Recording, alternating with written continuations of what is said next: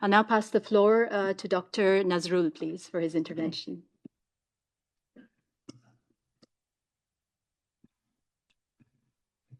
Thank you, Mrs. Moderator. High Commissioner, distinguished delegates, distinguished representative of the civil society. Thank you for organizing this event to highlight the struggle of Bangladeshi people during the historic July-August uprising of last year. On this occasion, I would like to remember and pay my respect to the martyrs of the July-August uprising, their families, and the people of Bangladesh who fought against the autocratic repressive regime. Their collective resolve for a just, inclusive, and functioning democracy, with the promotion and protection of human rights at its core, should define Bangladesh of the future and place our nation as a responsive and responsible state in the global community. Distinguished audience, on behalf of the people of Bangladesh and the government of Bangladesh, I express my sincere gratitude to OHCHR, to the High Commissioner in particular, the fact-finding team of OHCHR, who conducted the most thorough and credible investigation of the struggle and sacrifice of Bangladeshi people, particularly during the July uprising. The team's report rightly identifies extensive, horrendous, and grave human rights violations, including extrajudicial killing, arbitrary arrest, torture, and disproportionate use of force by the ousted ruling party during July-August massacre. Although this report was a result of human rights investigation, its finding and the evidences it collected would be pivotal for the accountability process for the atrocities and crimes committed. Ladies and gentlemen, I wish to reaffirm the commitment of interim government for an impartial and credible investigation into the July-August massacre in Bangladesh and due judicial process for redress. To that extent, the International Crime Tribunal Act 1973 has already been amended to ensure fair trial and transparent judicial process. Among other things, the amendments include redefining the offense in line with international standard, widening the defense rights in judicial process, allowing appointment of foreign lawyers and attendance of representatives from the United Nations and other human rights organizations in public hearing and trial. Distinguished audience, High Commissioner Turk has rightly underscored the importance of a comprehensive process of truth-telling, reparation, and reform as the path to national healing. In this regard, apart from facilitating the work of the OHCHR fact-finding team, an independent commission of inquiry was constituted in Bangladesh to look into all allegations of enforced and involuntary disappearance. The commission has already submitted an interim report titled Unfolding the Truth and is expected to come up with their final report shortly.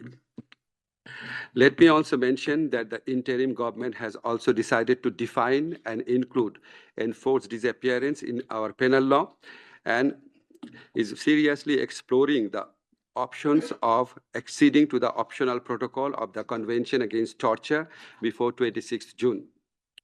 As for reparation and memorialization, our government has established the July Shaheed Memorial Foundation, undertaken extensive financial reparation program for the families of martyrs, as well as for the wounded heroes of July. We also arranged long-term and, in cases, advanced medical treatment abroad for the critically injured and have undertaken initiative for livelihood opportunities. Distinguished audience, in order to restore people's trust and confidence and to ensure that the tragic past never recur in future Bangladesh, our government initiated reform in certain important sectors and formed 15 different reform commissions. Already 6 reform commissions have submitted their final report. Many of the recommendations made in the OHCHR report are similar to the recommendation made by our reform commission, such as ensuring independent judiciary, professional police force, clear definition of roles of intelligence agencies. Our government aimed to establish effective safeguard mechanism to ensure the sustainability of these reforms.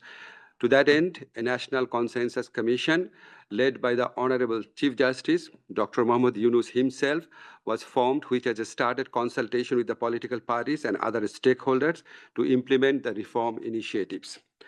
Ladies and gentlemen, we'd like to reiterate that we would utilize the finding of the report as applicable in our ongoing national accountability process to ensure justice. We would also embed, to the extent possible, the findings and the recommendations in our relevant reform processes. Finally, I wish to assure you that our constructive engagement with the OHCHR will not end with the report only. Rather, our government is chalking out how we could better utilize the broader mandate of the High Commissioner's Office in our effort for the promotion and protection of human rights of all of our citizens. We also appreciate the readiness of High Commissioner's Office to provide technical assistance and support to our ongoing reform initiative and national accountability process. I thank you.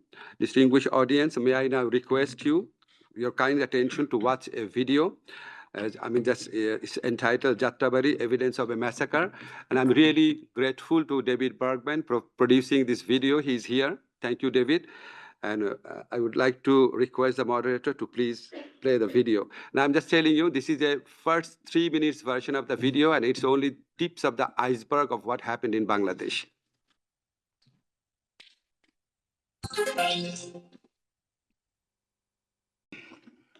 What follows is a forensic analysis of mass shootings which took place outside Jatrabari police station on the 5th of August 2024.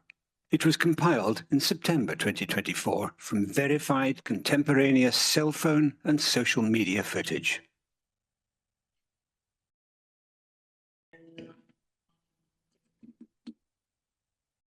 In early August 2024, Bangladesh was in turmoil, convulsed by popular calls for the resignation of the country's autocratic Prime Minister, Sheikh Hasina.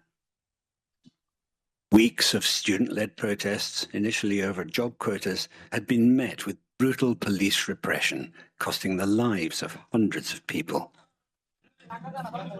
But on the 5th of August, as thousands set off on what was called the Long March to Dhaka, ending at the Prime Minister's official residence, some felt change might finally be coming.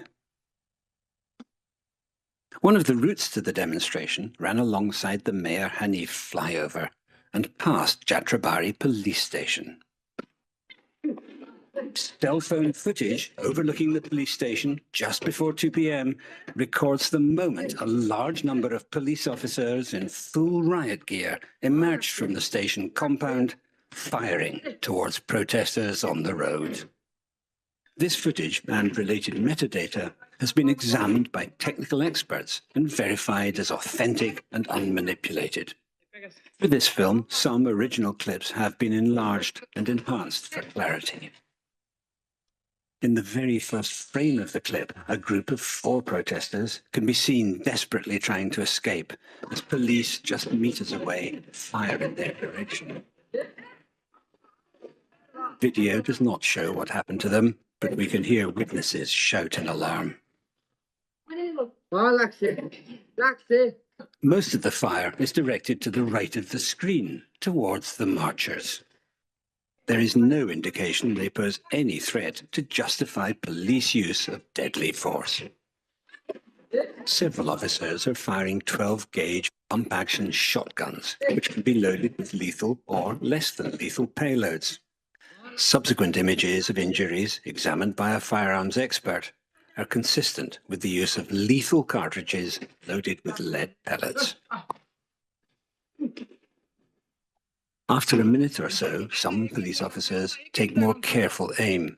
The weapons used by the 2 officers kneeling at the front here have been identified by the firearms expert as Chinese Type 56 AK pattern rifles.